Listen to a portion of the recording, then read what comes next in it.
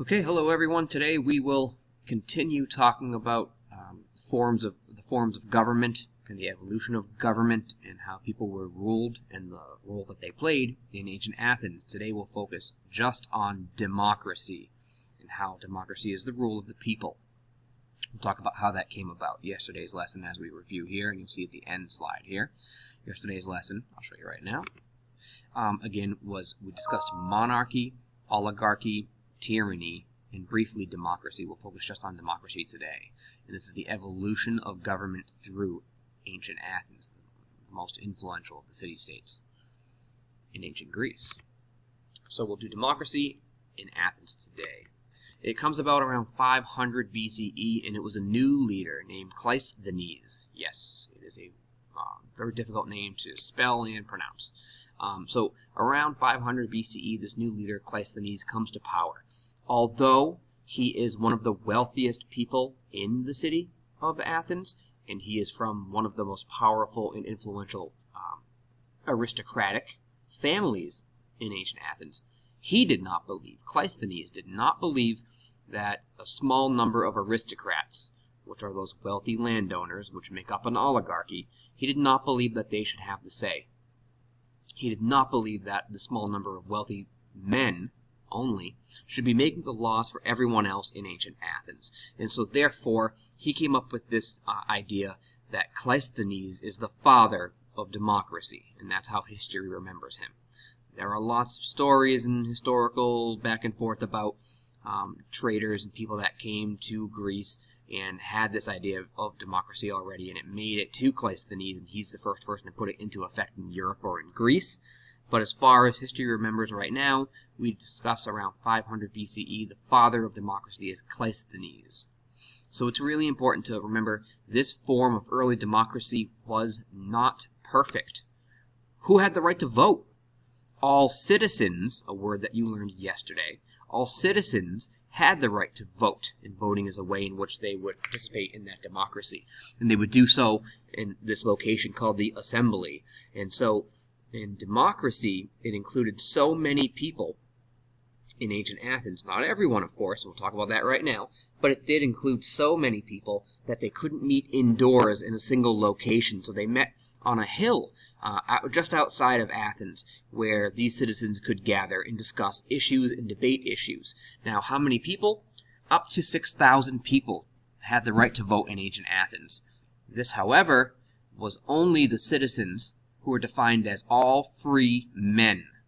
This means that women, children, slaves, people without their own freedom, and foreigners, people that were not from ancient Athens.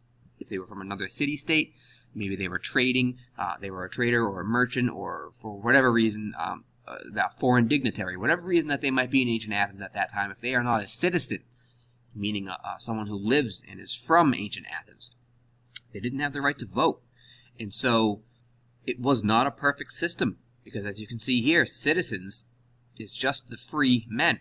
This leaves out a huge number of people in ancient Athens, okay? So it's still not perfect. It's still a male-oriented way of having power. But you're going from an oligarchy and then to tyranny, where there's a small number of people in charge, to 6,000 people that have the right to decide things for the city. So that really expands the inclusion of people that are living in ancient Athens, of these citizens. It is not perfect. It left out lots of people, but it included more people than it ever has in history. Okay, and so people would meet at this assembly outside on the side of on this hillside, and they would meet and they'd give speeches about issues that they believed they should take up, if they should go to war with certain groups, the taxes, the laws they should live by, and they would debate these issues, the things that impacted them. This is citizenship.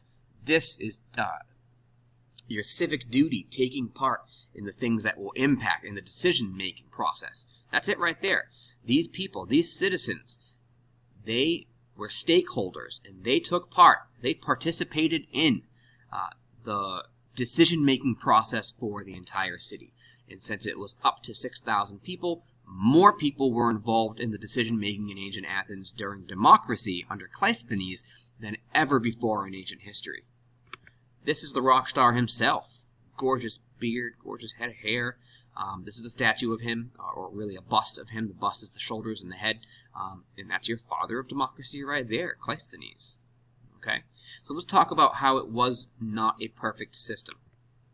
First of all, it was called direct democracy. This meant that the citizens would meet on that hillside outside Athens, and they would debate these issues, and they would vote.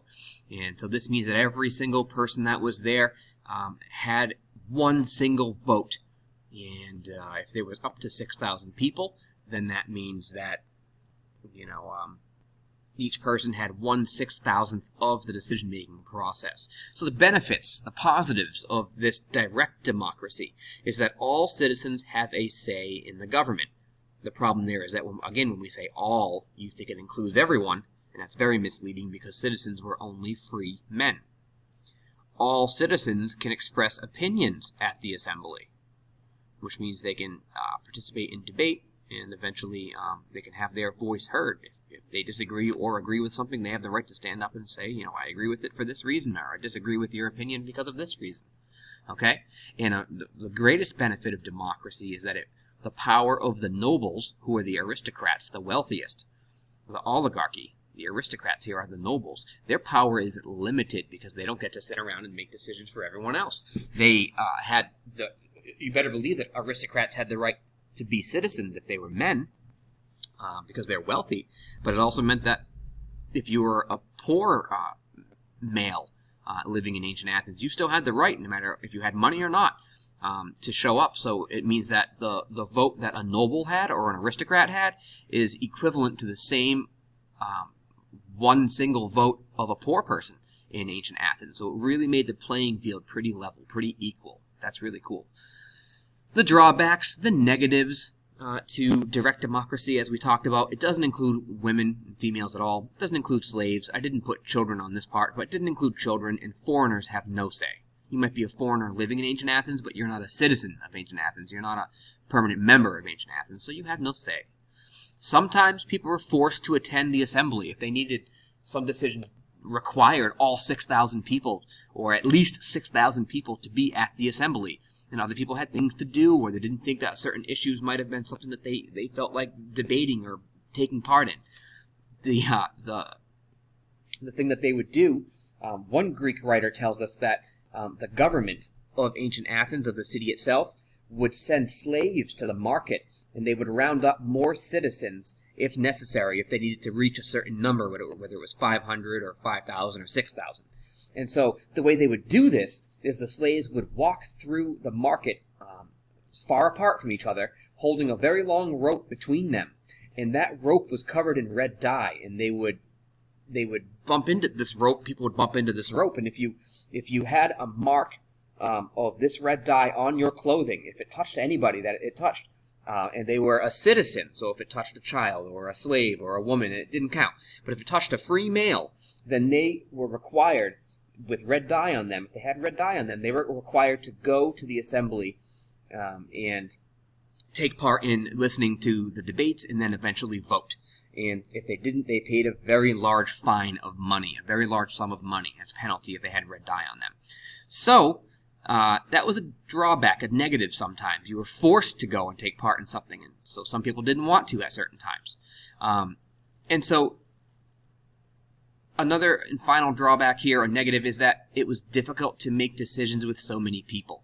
Ways that they would do this is sometimes it was so large that they preferred to have voting done where usually it was a show of hands. Just like yesterday, I said, if I'm going to buy you lunch and a show of hands, do you want Wendy's or McDonald's? And you raise your hand, I count the hands, and boom, there we go. Democracy, you all got to vote. Sometimes they would write their votes on broken pieces of pottery, and then the officials would collect these pottery pieces in a big pile, and they would count the votes, if it was a yes or a no.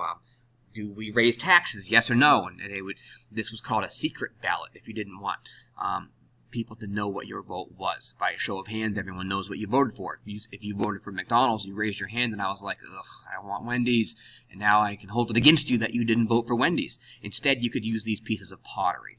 And so in review, because what you're going to do right now is you are going to work on a raft writing piece, activity. Raft, R-A-F-T, and the directions are in the assignment itself, but I'll go over it verbally with you right now.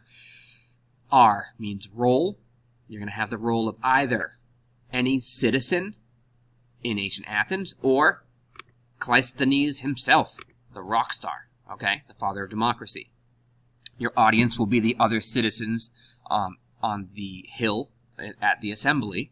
Your format will be either in the form of a speech or an advertisement, and I have something that you can fill out to help you do this. It'll be a graphic organizer, and then the topic is going to be why democracy is superior, meaning better than a monarchy, oligarchy, and tyranny, having a tyrant, and that's these right here. You're going to be writing your raft activity as either Cleisthenes or any other citizen in ancient Athens, and you will be justifying and reasoning and arguing, really, it's argumentative writing, why democracy is superior, is better than a monarchy, an oligarchy, and tyranny.